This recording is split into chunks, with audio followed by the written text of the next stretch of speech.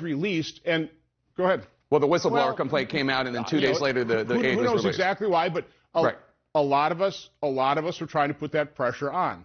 Fair enough. But again, I remain sympathetic with President Trump's legitimate concerns about the corruption.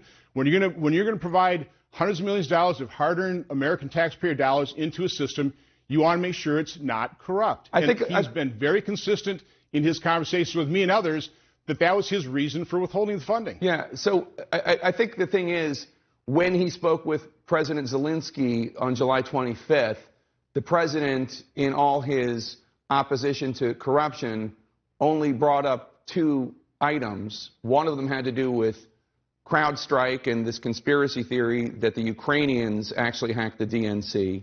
And the other one had to do with Joe and Hunter Biden, who he named in particular.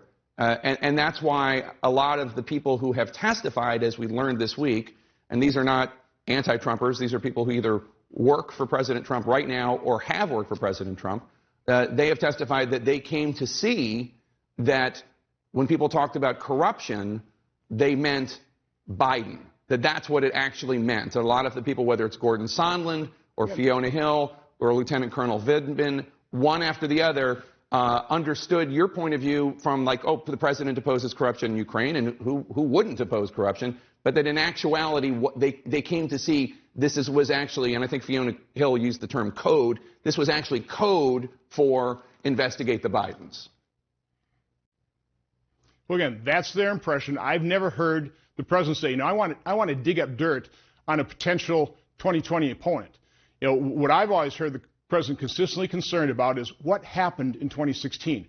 Why did this, how did this false narrative of Russian collusion with my campaign occur? Why was I strapped with a special counsel? Right, and there are 2 investigations about that, right? There are 2 investigations of what happened there. It's a very human desire. Jake, you are interrupting me, but go ahead and interrupt me again. Well, I just want to say, in terms of the investigations into the origins, in May, the Attorney General appointed a former U.S. Attorney, John Durham, who's very respected, to investigate the origins of the Russia investigation. There's also the Inspector General for the Justice Department investigating whether or not the FBI conducted any FISA abuse or any other abuses. There are investigations into that already by the United States law enforcement community.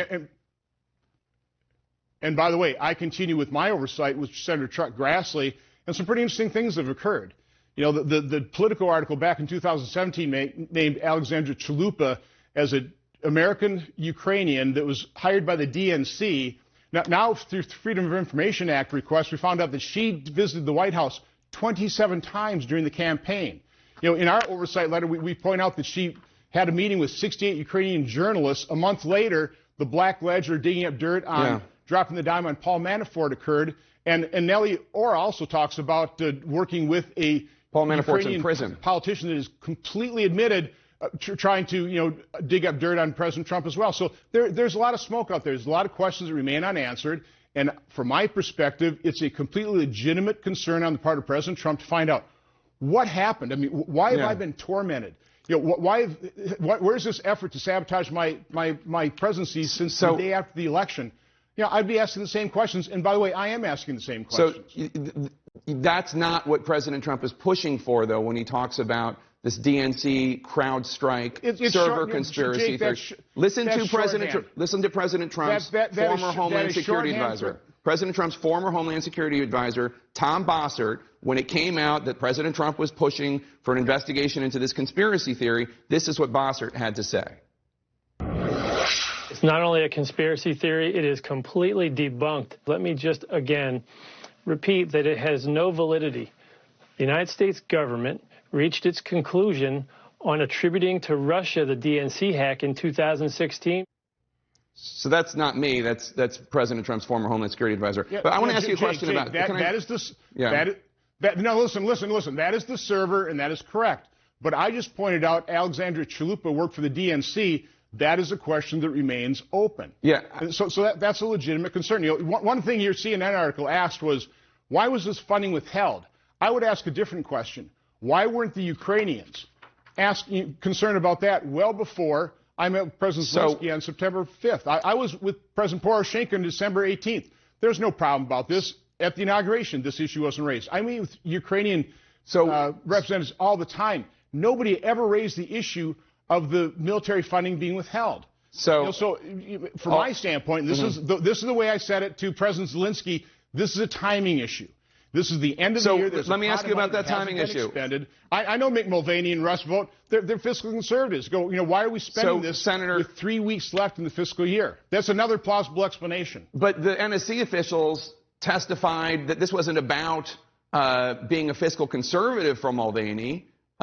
Fiona Hill and Vindman, Lieutenant Colonel Vindman, said Sondland said that this agreement, you have to announce these public investigations into the Bidens, was being coordinated by Mick Mulvaney. Does it not concern you that the White House Chief of Staff reportedly supported this, what is clearly you have to do this if you want the money? Because literally, and you know this because you have been a strong advocate for military aid to Ukraine, literally, Ukrainians desperately needed this military aid and were dying, literally being killed between the time that the money was held up in July and when it was released in September. So this isn't just about political games and throwing out names like Alexandra Chalupa. This is about people who desperately need military aid getting it.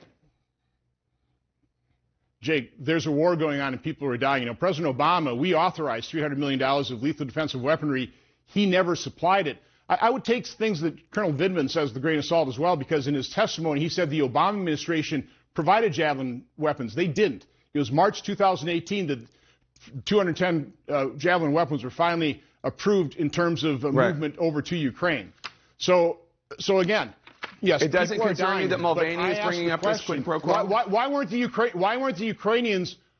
Ukrainians asking me about where's all the support? But sir, they never brought that issue. Poroshenko didn't in my other meetings. It wasn't until the very end of August, a few weeks before the end of the fiscal year. Senator Murphy says that the Ukrainians. Senator Murphy says Ukrainians were concerned about the holdup of the aid. Can I just ask you though, does it really not concern you at all that Mick Mulvaney in September, at the end of August when we all found out about it? But does it really not concern you at all that Mick Mulvaney has now been? It's been asserted by Gordon Sondland that Mick Mulvaney was saying they can't get this military aid or a White House meeting unless they publicly announced these corruption investigations, which are about Burisma and the Bidens. That doesn't concern you at all?